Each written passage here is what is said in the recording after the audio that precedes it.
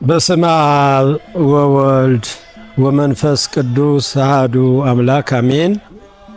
የተወደዳችሁ የእግዚአብሔር ቤተሰቦች ሁላችሁም ምእመናን በእግዚአብሔር ስም እንደምን ሰነበታችሁ?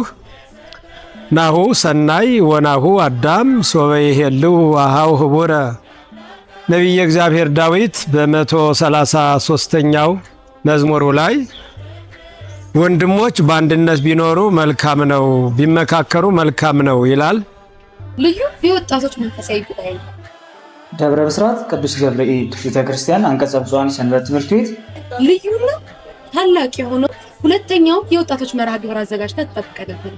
ዕለቱም በተጋባዥ መምህራን ቃለ እግዚአብሔር ዝማሬ በህብረት እንዲሁም በተጋባዥ መዘምራን ሰኔ 7 አዘጋጅታ በደብሩ ስብከተ ወንጌል አዳራሽ ትጠብቃቸዋለች።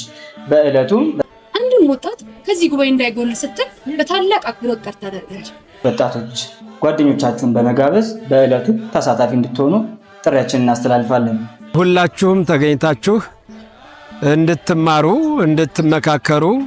እንድትመከሩ በቅድስት ቤተክርስቲያን ስም ጥሪያችንን እናስተላልፋለን። ሰኔ